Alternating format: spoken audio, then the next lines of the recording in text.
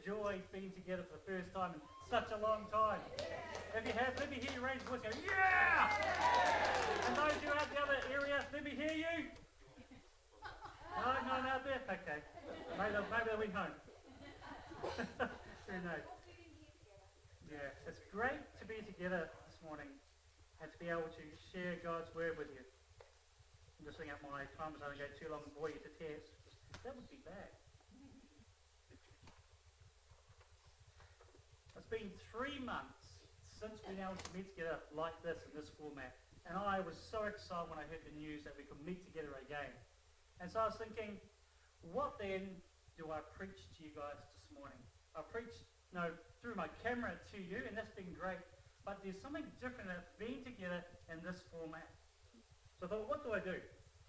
And I thought, why don't I tell you guys? Because you will know me quite well from seeing me on camera, but I don't know you guys very well. But I thought I'll give you a bit more of an insight to who I am by telling my story of how I came to Jesus. Stories of people coming to faith, I find are always really exciting. You learn how someone came from a place of death to life. Someone who was lost became found. The unredeemed soul was redeemed through Christ. Those stories are powerful. They're inspiring. They teach us there's always hope. The hopeless can find hope. And the only hope that's sure and sound is the hope found in Jesus Christ. So I thought, I'll tell you a little bit about how Jesus rescued me, how Jesus redeemed me, how I found hope when I was hopeless in the Lord and God, Jesus Christ. So I thought, I'll start with my favourite verse, and I call this my life verse, and I'll just hope that this will work. No, that's not what I'm wanting. Oh, okay. It's up there, not up there. I was looking up at the TV screen up there and had something different from... So, behind me, and beside me, is Romans 12, verses 1 and 2. Now, I call this my life verse, so we'll just look at it together, and I'll explain why that is so important to me as a believer. Now, it's got that therefore. So, as we just heard, there's something beforehand, and this is the consequence of what God has said beforehand through Paul. Therefore, I urge you, brothers, in view of God's mercy, to offer your bodies as a living sacrifice, holy and pleasing to God. This is your spiritual act of worship. Do not be conformed any longer to the pattern of this world, but be transformed by the renewing of your mind, that you may be able to attest what God's will is good, pleasing, and perfect will. Now that's pretty closely the NIV translation from what I remember from my mind. And I could have done the ESV, but it reads a little bit differently, and I get jumbled up with the words, so this is how I remember. But it's the same sense. So why is that so important to me as a believer? What did it mean for me as a young man? Well, basically, therefore I urge you, brothers. God's saying, therefore I urge you, Jeff, in view of my mercy that I had for you, offer yourself as a living sacrifice. What is a living sacrifice? What does that really mean? It means I put all the things that I want on the back burner and say, Lord, let your desires become my desires. I want my thoughts to be your thoughts. All my wants, needs, and stuff I will put aside, and then I'll offer myself completely and wholly to you. And that's what I had to do. I had to put all the things in my life on the back. Say, Lord, let me be a vessel for your glory. Not for my self-glorification, not so what people go, oh, what a wonderful person you are, Jeff, but they would see Christ in me and his glory shining out of me. So I urge you to be a living sacrifice, holy and pleasing to God. And it goes, this is your spiritual act of worship. So strange phrase. It's the only time we see that word as with spiritual act of worship. So what does that mean? It means as I'm giving myself over to Jesus, totally and wholly, it's a sacrifice and it's a form of worship. In the Old Testament, when the Israelites brought their things to the temple to be sacrificed, it was a spiritual act of giving up something that they held dearly. It was their money, it was their livelihood, giving it as a sacrifice. And it was a spiritual act that they did to pay for my sin, as a thanksgiving offering, or it may be.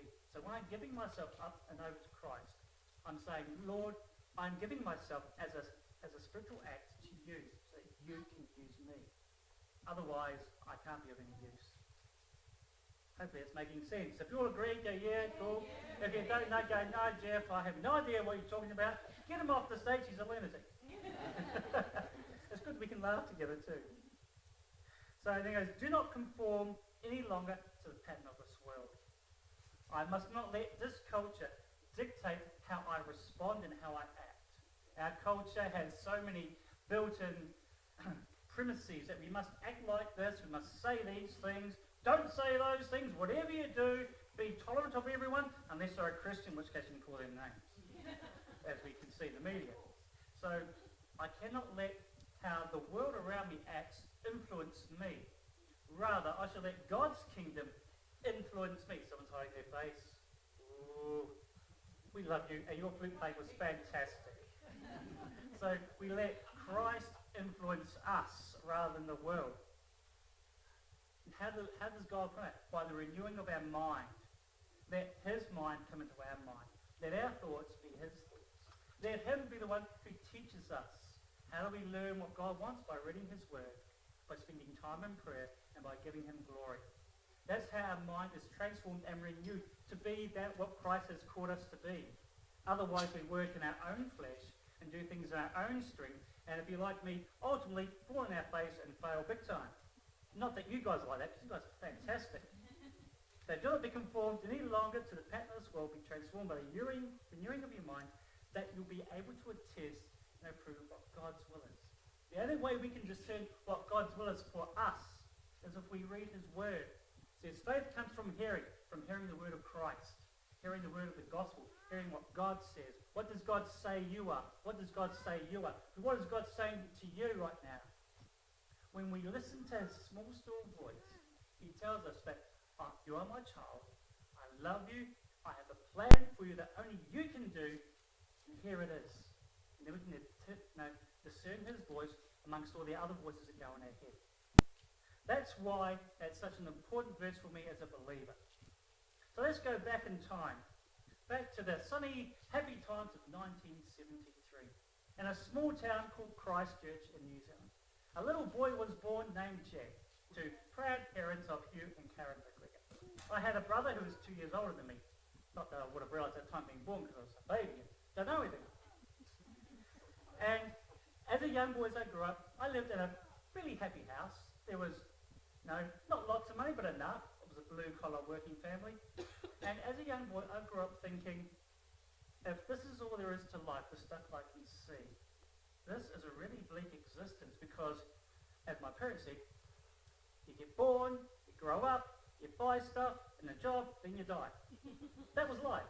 Jesus was never mentioned in our household. The only thing that was really mentioned was politics. My parents were Labour supporters. No surprise being blue collar. They were a lot better back in those days. They're a bit weird now. Won't go into politics. And I thought, if there is no spiritual reality, then what's the point of existence? Back in the 90s, some of you may remember the 90s. Put your hands up if you remember the 90s. Yay! There was a band came out named Creed, and they had a song that said, "What's this life for?" And as a young kid, that's a question I asked. What's this life for? And as a child, I didn't articulate in those terms, of course, but I thought there has to be something beyond the reality of this physical world. There has to be. It makes sense that there would be. If there is not, then this existence is pointless. Why go through the pain and agony of life? Why not just end it all? Luckily, I'm a huge wimp. I don't like pain, so I didn't do that. Obviously, because I'm here. It'd be strange if I did do that and I was here. What's going on? You can laugh at my sad jokes. It makes me feel better.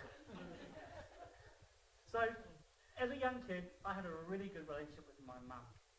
And one of the things I liked to do with my mum was to watch horror movies. No, horrible. And the horror movies that I liked weren't the slasher, stab, kill type ones. It was all the ones that had a supernatural ideal or a supernatural bent. Things like The Poltergeist and Exorcist and all those other ones. I watched them with so much fascination because it opened to me the reality of something beyond this physical world. There was a spiritual world. And that intrigued me. And it got me thinking, maybe this other world that's beyond my five senses holds some meaning. Maybe it can answer that question, what's this life for that I'm asking? And it wasn't until I was 12 years old at primary school, intermediate school. Now, yes, Lord. And so I thought, I went to school, and a state school, and there was a Bible on the resource desk. Now, in NZ, there's a strict separation between church and state. Church doesn't come into school, and school doesn't come into church. There was a very strict line. So no religious paraphernalia or anything is allowed in the state school unless the school has a religious program, in which case the stuff comes in and then goes straight back out again. But for some reason, there was a Bible in my classroom. And being a 12-year-old boy full of bravado, I thought, wouldn't it be funny if I picked up the Bible, put my hand on it, and swore on it, as in saying a bad word. So, picked up the Bible, put my hand on it, and swore. Nothing happened. What did I expect? Thunder and lightning? God say, Jeff, how dare you blaspheme me? You can laugh. Please laugh. And so I thought, nothing happened. And while nothing physically happened, something inside of me happened. From that day on, I said to myself, this book, not that I've ever read it before, holds no answers. The whole idea of Jesus and God have no answers. My only understanding of Jesus was that he had something to do with Easter and had something to do with Christmas. But Easter was mainly for me chocolate eggs, hot cross buns, and the Easter bunny, and Christmas was presents and Father Christmas. That was all I knew about Jesus. So not a lot. But at that point, the Bible, I said to myself, holds no answers. Because I had pushed that to the side, what else was there left? When you turn off the light, there's only one thing, darkness. So I started to look at other places for my meaning, to find out what is this life for. So I started to read my horoscope in the newspaper. The daily newspaper came out, and if you've ever read your horoscope, hopefully you haven't because you're all Christians and know it's a no-no, they're very, very vague, don't really tell you anything. And you can self-fulfill them because, okay, it says that, so I'll make sure that happens. And that's how I lived my life for the next couple of years, by looking at my horoscope. And the thing was, horoscopes piqued my interest that if this has somehow an answer, even though I'm sort of self-fulfilling, maybe there's other ways I could find out what's happening so I can manipulate the future to make it go the way I want it to go. So I can get what I want out of it. So I can serve myself, basically. So I started to look at other forms of divination. I looked at tarot cards, I looked at palm reading, and I looked at rune stones.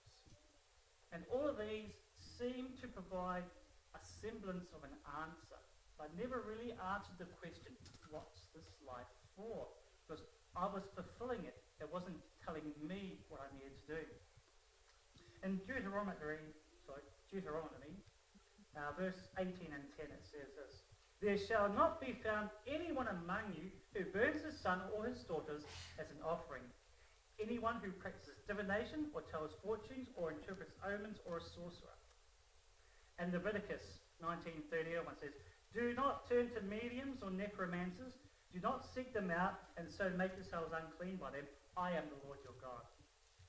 I totally disregard that because it was in the Bible. But I did those things. I went to mediums. I used forms of divination. I got into necromancy. I did all of these things to find an answer to the question that was burning in me. What's this life for? There was a God-shaped hole in my heart. And I had pulled out a plug, pulled out any semblance of a God that could have gone there. And I had to fill that hole with something. Because it was sucking in stuff. And I wanted to fill it so that I could feel fulfilled. So I could figure out, who am I in this world? If it's just this physical reality, I do not want to be a part of it. Because there's pain, there's suffering, there's hate, there's envy. I didn't think about all the good things, the joy, the love, the graciousness. I didn't see those. I just saw the negative. And I wanted to control my life. I wanted to have a track laid so I knew where I was going, how I was going to get there. And if you got in my way, tough dickies for you. That's what I did. Entering my teenage years, my my interest in the occult grew and grew. It's like when you take drugs. The first time, it's pretty good to get a little high. But then your body needs it, and your mind says, you need this, and you need to get more and more. And so you get to a place where you cannot live without it. And that's what was up for me in the occult. As a teenager, all of my school books, I drew occultic symbols. I started to listen to bands that were openly occultic and satanic in their beliefs. They blatantly said those things. The band Merciful Fate, on their album Don't Break the Oath, on the inside cover of the cassette, back in the days of cassettes, it had a prayer you could say to become a member of the Satanic Church.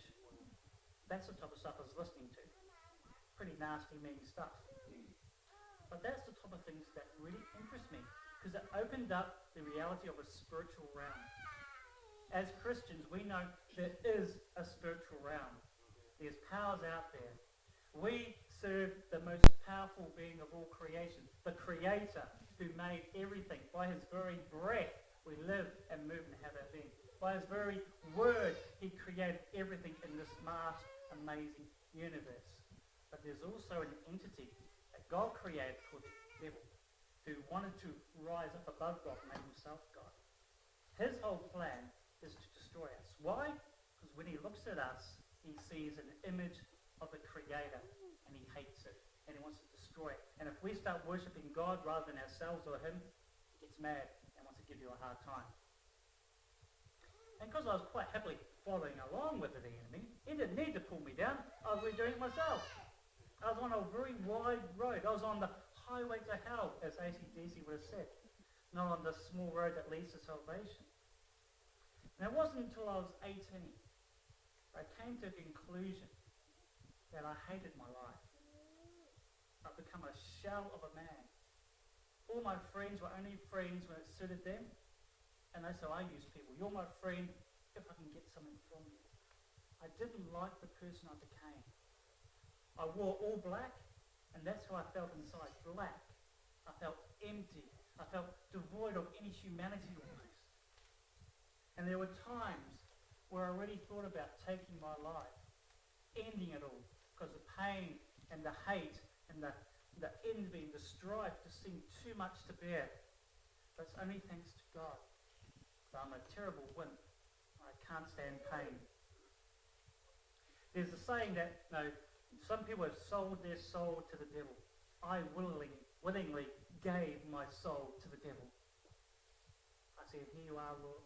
Satan, have my soul. You get to a point where the truth seems just out of reach, where the power you need is just one step more, one more ritual, one more sacrifice, and you'll get it. And it's like the carrot dangled before the donkey. It's there, you can smell it, you can almost taste it, but it's just out of reach, you can't quite grab it. That's how it was. I actually joined a coven, and while we weren't organised, it's just a group of people like myself with similar ideas and theories about life, and so we used to do things to manipulate the physical reality to make something else happen. And that's a horrible way to live your life when you're so self-serving, you don't care about yourself, that you become number one, that you become the god of yourself.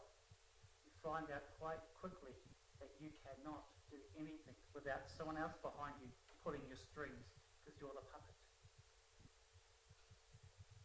And then one day, about 18 and a half, 18 to 3/4, I got a phone call from a friend of mine named Paul.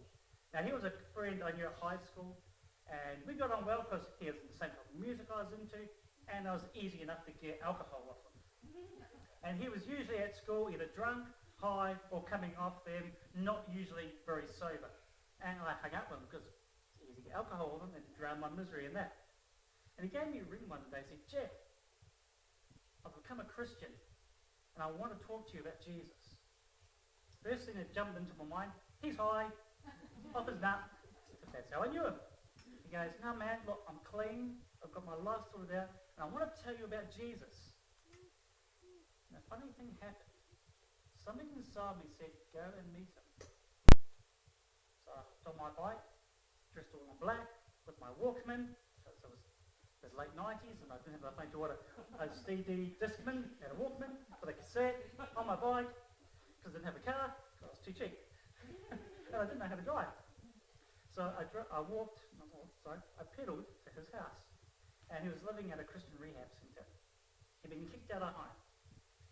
And when I got to the place where he was living, Christian rehab centre, two things immediately struck me. First thing was, it was sober, it was clean, it was coherent, it was in his right mind. The second thing that really shocked me was he was smiling. He was kicked out of home. He was living on the street pretty much. He had no job prospects or anything. He was smiling. I lived in a house where my parents loved me. I had a roof over my head.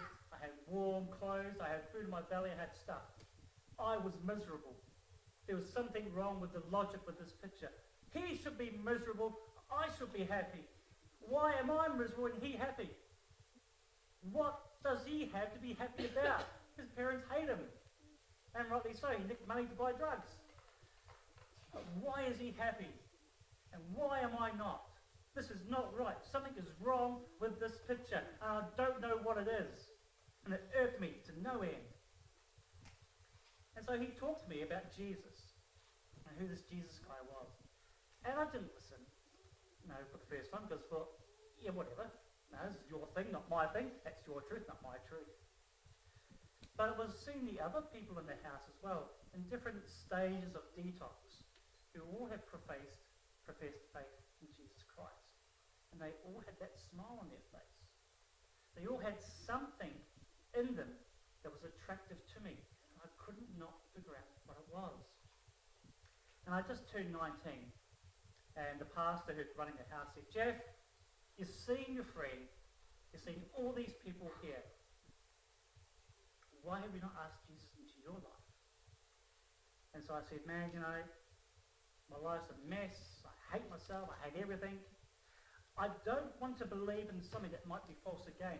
If I trust in Jesus and it's a fraud again, I don't think I'm going to handle that type of rejection and live lies again. So he used logic on me, knowing I was a bit of a logical guy. And he said, okay, are you at the bottom of your life? When you're at the bottom, there's nowhere else to go. Are you at the bottom of the barrel of your life? I said, yeah, I am. He said, okay, if you put your faith in Jesus and he's not who he says he is, you lose nothing. You're still where you are. Start at the start. Yeah, cool. Yes. But if you put your faith in Jesus and he is who he says he is, you gain everything. That's logic I could not fault.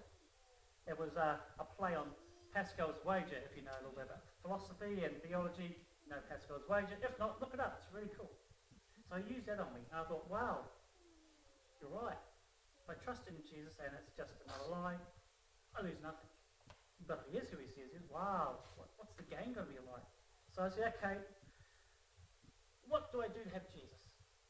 So he led me in a prayer. And with that prayer, I really meant it with my heart. Because I knew that this could be the way I could find the answer for what's this life for? What is my meaning? Why do I exist? And as I poured out my heart to God, asking him to forgive me of my sin, tell me, turn from my sin, that I'll put my trust in you, something happened physically. I felt like a huge weight had been lifted off my shoulders.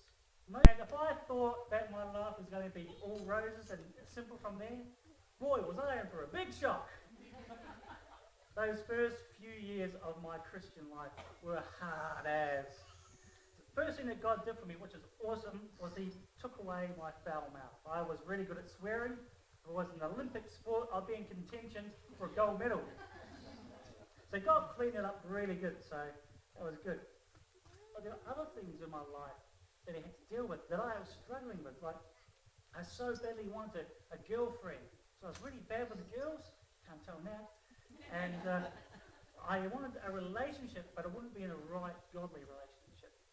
I wanted stuff because stuff is nice, rather than thinking about giving stuff away. I still had a fascination with the occult, and God had to deal with certain things. When there were books I was reading, novels that had occultic themes in them that I had to get rid of. When I got saved on that day, I went back home to my room. And in my house, I had all these posters on my wall of all these bands and simply so I tore all those posters down. I had built a little altar in my bedroom. I smashed that down. I broke my necklace that was a pentagram.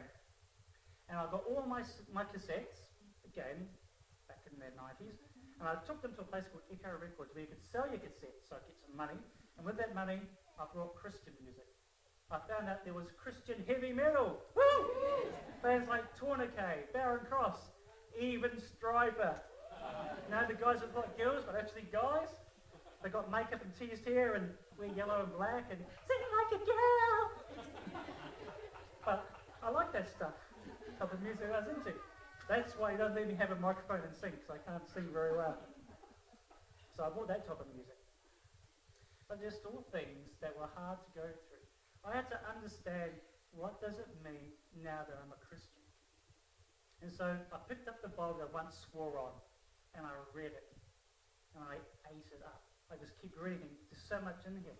Some stuff I did not understand, but I thought, this may have the answer to what's this life for? What's the meaning? So as I read the Bible, and as I went to church that my auntie and uncle, who were the only other Christians my family were going to, took me there, and they had 10 lessons for new believers. So I went to them so I could learn it. What does it mean to be a Christian? They had simple things like, what is prayer? What is tithing? What is baptism? Who's the Holy Spirit? Who is God the Father? Who is Jesus Christ? What does it mean to be born again? How do you live a life that shows this?